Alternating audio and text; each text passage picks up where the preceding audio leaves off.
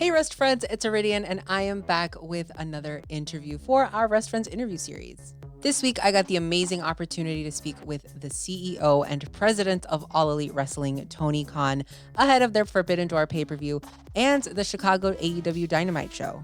I talked with Tony about how he books the women's division, his deal with Warner Brothers Discovery, and what we can expect on AEW Dynamite in Chicago. All right, Rest Friends, let's get to the interview. 720 WGN Radio, it's Iridian Fierro, and we are a few days away from All Elite Wrestling's pay-per-view, Forbidden Door, on Sunday, June 30th. And then AEW is set to make its return to Chicago on July 3rd for AEW Dynamite. Joining me now to talk about both events is the president and CEO of AEW, Tony Khan. Tony, how are you? I'm doing so well. Thank you for having me on. I am so excited to chat with you. I am ready for both of these events, and Forbidden Door is on track to be a great show, right? Forbidden Door is going to be an amazing show. We're going to have a great event. It's going to be one of the top pay-per-views of the year in all of pro wrestling. And it's this Sunday. And right after Forbidden Door, we're bringing one of the biggest AEW Dynamites of the year to the Wintrust Arena next Wednesday, July 3rd. It's going to be a very, very special event. And stay tuned to AEW Social to hear more about what I'm bringing to Chicago.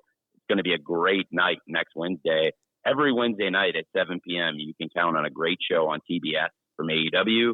This Wednesday is a great show, and you better believe next Wednesday I'm going to bring something really special when we come back to Chicago.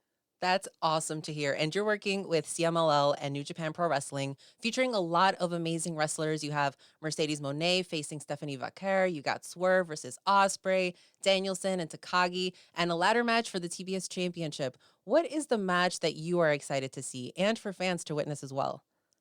There are so many things I'm excited to see on this card, top to bottom. There are so many great matches. I think Moxley versus Naito in a rematch for the IWGP World Championship is something really special. What Jon Moxley's been able to do, becoming the first wrestler ever to hold the AEW World Championship, the WWE World Championship, and now New Japan's IWGP World Championship. And he won it right there in Chicago at the Wintrust Arena.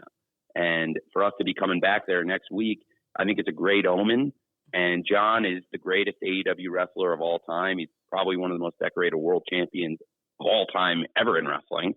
And I do think that is a match I'm especially looking forward to. But there's so many great things on the show, with Swerve Strickland, the AEW world champion, taking on Will Ospreay, the AEW international champion.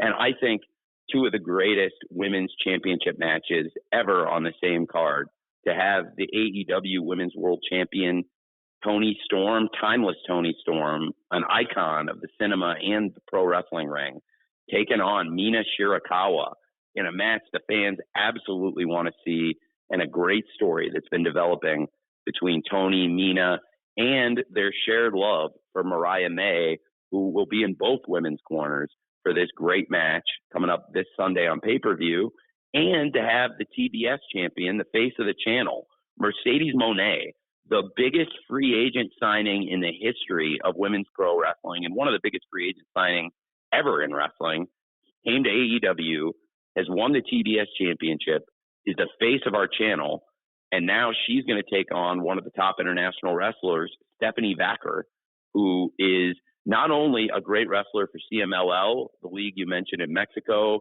the world's oldest wrestling promotion and the top league in Mexico, and also Stephanie is the New Japan strong women's champion. That's a belt Mercedes has had her eyes on for a long time. It's title for title, winner take all, both belts on the line. Forbidden Door is going to be a great show. It's this Sunday. And then we're right back in Chicago next Wednesday. You're going to hear more about this event coming next Wednesday, I promise.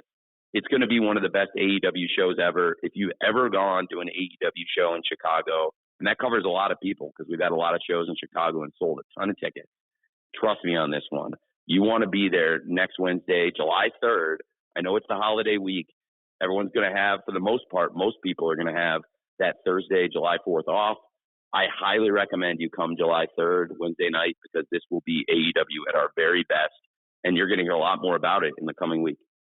And you've said such great things about your partnership with New Japan Pro Wrestling, with Stardom, with CMLL. When you started AEW, did you have those partnerships in mind, or was that something that came after? I dreamed of those partnerships. Actually, when I bought AEW, when I created AEW, pardon me, when I launched this league in 2019, we dreamed of those partnerships, and it was a Freudian slip I just made because Ring of Honor was the company that really had those partnerships. They were the American partner that teamed with New Japan Pro Wrestling and CMLL, and now AEW has taken those relationships, and I acquired Ring of Honor, and it took a long time to build that bridge, first with New Japan Pro Wrestling, then with CMLL, and we've really built a lot of trust and great relationships. We brought Stardom in this year also, the top women's wrestling league in Japan, and now we've got all these companies working together, sending their best champions, their best stars. It's going to be a great pay-per-view in New York this Sunday, but then like I said, the follow-up, it's not just going to be a TV show, it's not just going to be talking and promos. You're going to get AEW at our very best wrestling. I promise you, the best night of wrestling we could possibly put on is coming to Chicago.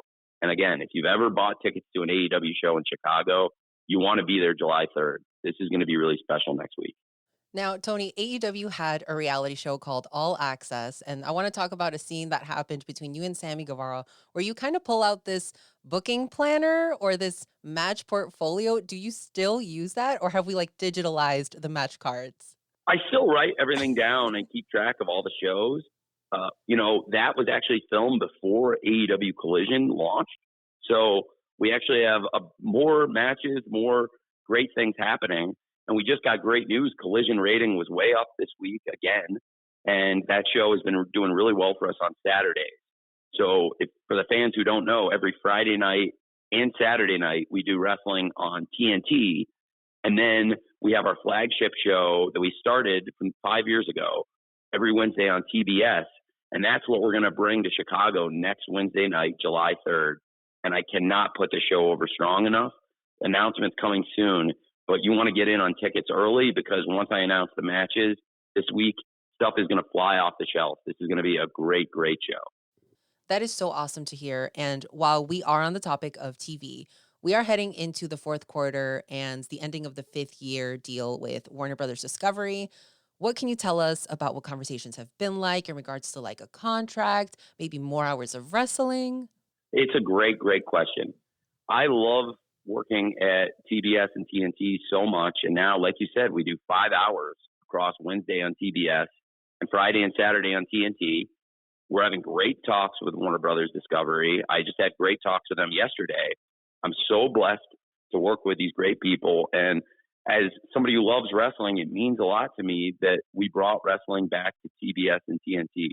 I know that so many of the listeners who are wrestling fans used to watch wrestling on TBS and TNT. And for some of the really young fans, for a long time, almost 20 years, there was no wrestling on TBS and TNT. And it's what I grew up on. And meant a lot with the launch of AEW that we bring all elite wrestling every week, Wednesdays on TBS and weekends on TNT. And I want to keep bringing the shows here as long as possible. We have a great partnership and we're having great talks. And I hope that we are with TBS and TNT for a very, very long time. We're really happy to be here. And I'm really blessed to work for a great leader like Mr. David Zasloff, who has been so great to AEW and helped us expand more events and expand TNT Saturdays, and has helped us continue to have these great Wednesday nights on TBS. I'm speaking with the president of All Elite Wrestling, Tony Khan. And Tony, the first Forbidden Door was in Chicago, and this year it's in Long Island.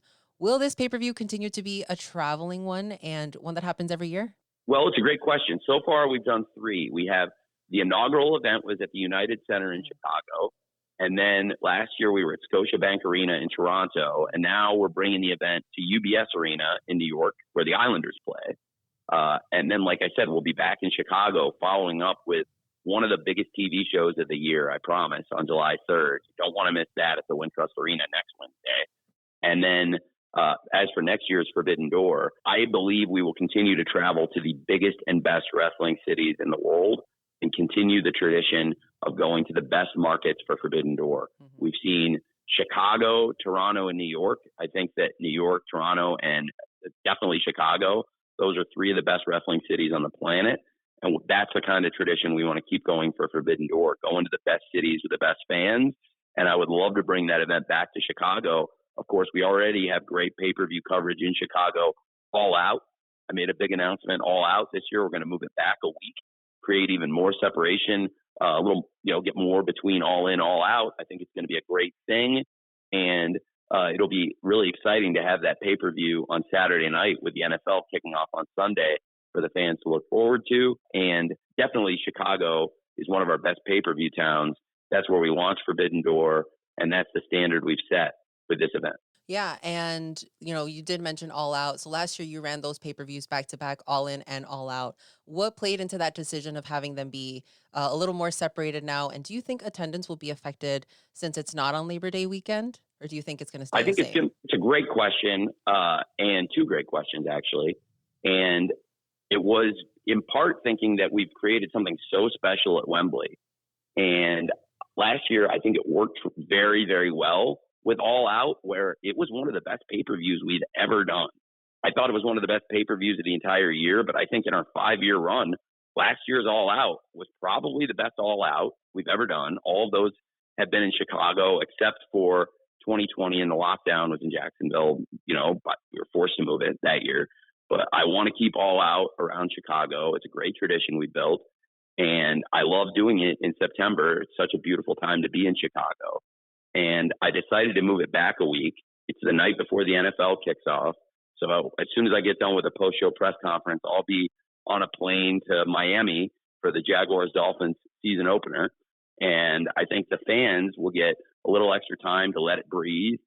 I thought the show worked perfectly coming off All In last year, and we built another huge pay-per-view event that complemented each other really well. This year, I think we can do even more, moving it back a week and have a great run of events, All In and then All Out and Grand Slam and Wrestle Dream. It's one of the best times of the year, I think, in all of pro wrestling and especially in AEW. Now, Tony, there has been some criticism in the booking of the women's division. What is your thought process when it comes to booking matches for the women? And what do you think about the women's division right now? I know you said, you just signed the biggest free agent in Mercedes Moné, and you have the involvement of Stardom, but what's your process when you're working with the women? Well, we have a great group of women's wrestlers. I think right now, across the board, everyone thinks this is by far the best wrestling in the history of AEW in the women's division. And I think we have the best women's wrestling in the world right now. I think what's happening in the Owen Hart Women's Tournament with all the wrestlers vying for a shot at the world title, whoever has that title coming out of this weekend's pay-per-view, Toni Storm or Mina Shirakawa, people are lining up to take on the winner of Mercedes Moné versus Stephanie Vacker, title for title match. And there's more competition and more talent in the AEW women's division than there's ever been, and more big matches.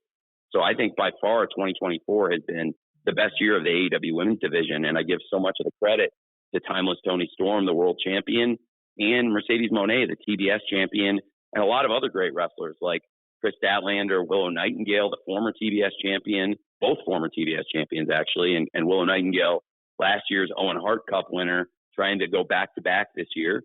So many great things happening, and I believe this is by far the best women's wrestling we've ever had, and it's only going to keep getting better with that great group of women in AEW now. Yeah, and there are also some stars that we haven't seen in AEW in a little bit. Would you be able to give us any updates on Jamie Hayter, on Britt Baker, Ricky Starks, and how they're doing? Well, those are some of the great wrestlers that have been top stars, top champions in AEW, all of them.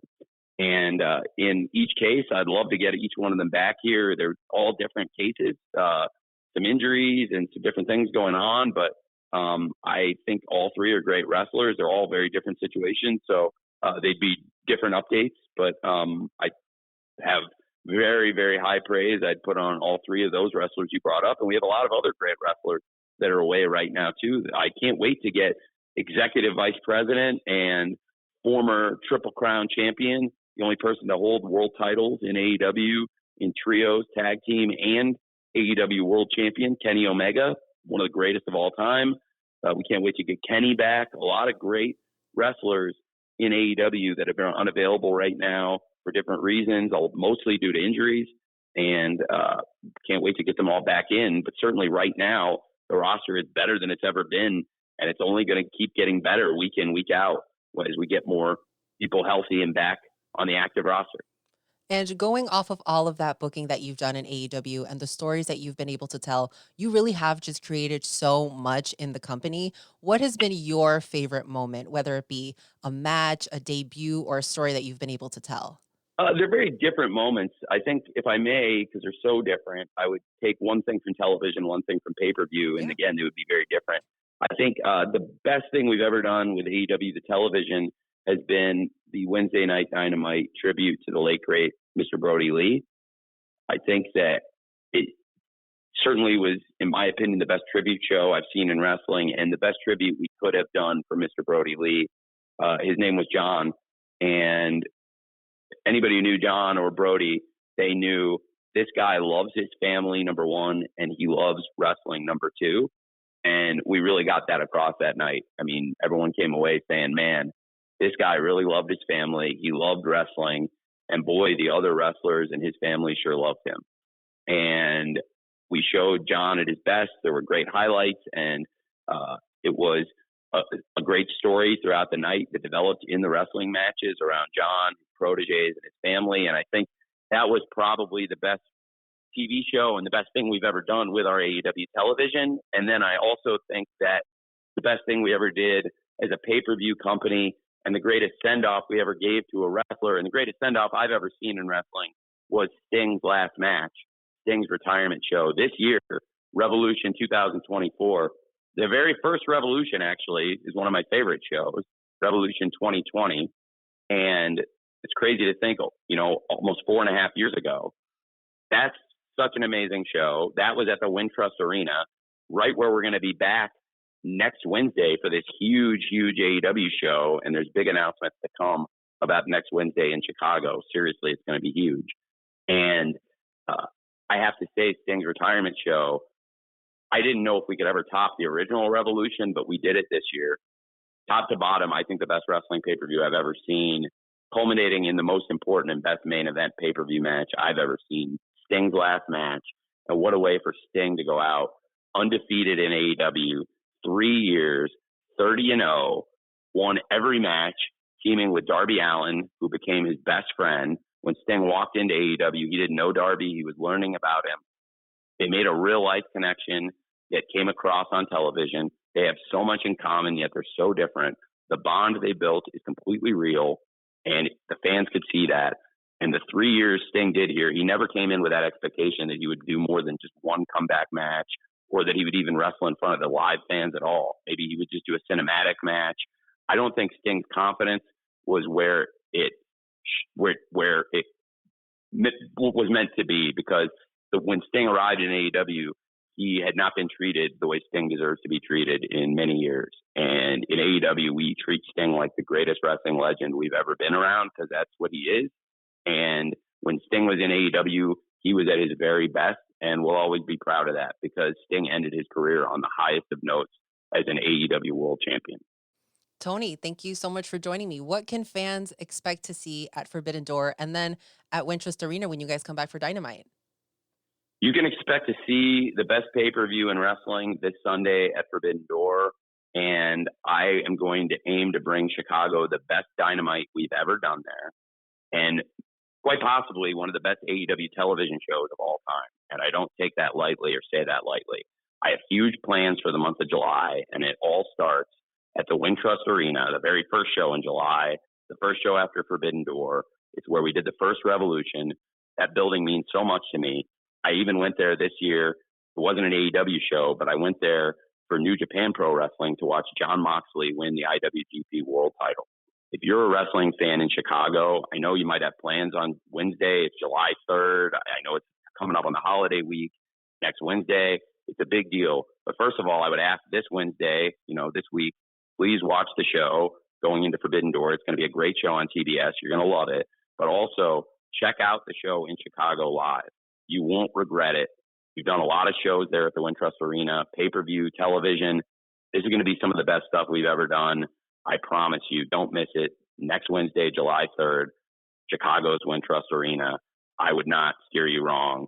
And I'm going to bring you the best event I possibly can next Wednesday. I'm Iridian Fierro. For more wrestling interviews, head over to WGNradio.com. Tony, thank you so much again for joining me. It truly has been a pleasure talking to you. The pleasure was mine. Thanks for having me on.